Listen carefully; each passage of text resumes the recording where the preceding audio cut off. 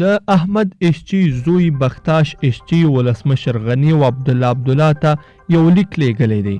په دغه لیک کې د جنرال دوستم په اړه له ولسمشر غنی و عبدالله څخه څه غوښتل شوي دي. ټول حال را سره دلته په ویډیو کې کتلی شئ. خو که تر اوسه پورې مو زموږ چینل نه وي سبسکرایب کړی نو مهرباني وکړئ چینل در سره ضرور سبسکرایب کړئ. درنو لیدونکو السلام علیکم.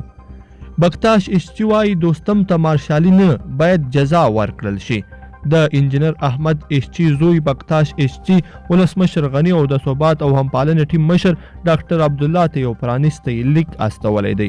نوموړی لیکي ښاغلی ولسمشر ډاکټر محمد اشرف غنی ولسمشر په دې زه د دې خاورې د یو بچي او د جوزجان د خلکو د استازي په توګه د خپل هیواد ټول ښکته او پورته اړخونه ښه درک کولی شم او افغانستان په وروستیو څو میاشتو کې د ځینو مهمو بدلونونو او پیښو شاهد دی چې د ډلې د ولسمشریزې ټاکنې د تلپالې سولې او د روانې جګړې د پای ته رسولو لپاره د بین الافغاني خبرو هڅو پیلول او د دغه راز د کرونا وبا پر وړاندې مبارزه ورڅخه د یادونې وړ ده.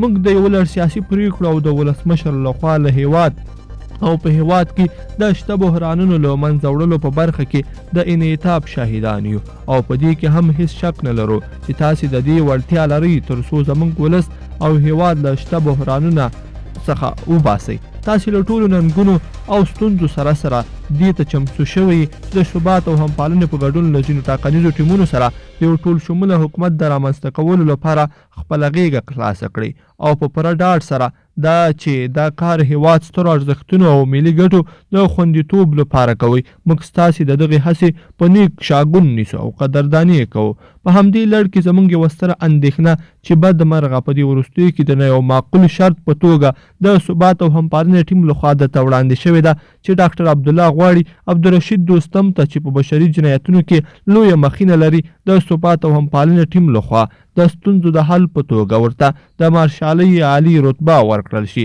د دې لپاره به لومړی ډاکټر عبدالله مخاطب کړم. ښاغلی ډاکټر صاحب، ستا د ټاکنې ایزې ډلې لپاره د امتیاز غوښتل او د هغوی رضا کول د درک وړل دي، خو اصلي پوښتنه دا ده چې تاسې د یو جهادي او منلي سیاستوال په توګه څنګه ځان ته دا حق ورکوئ چې د جنایتکار او د بشري حقونو تر پښو لاندې کوونکی او په ګڼ شمېر بادیانه هیوادوالو باندې تیری کوونکي کس ته د مارشالۍ عالي رتبې وړاندیز وکړئ. آیا په دې کار سره مو د هغو مبارزو او باوجدانو خلکو حقوق تر پښو لاندې کړي نه دي چې دغه جنایتکار ورسره کړي دي؟ ولې مو عبدالرشید دوستم ته د مارشالۍ پر ځای د یو رښتیني هیوادوال په توګه نوموړی د هغه قضیې او زرزیاتي سپیناوي ته راونه بللو چې زما له سپین ږیري پلار سره یې څه کړي وو؟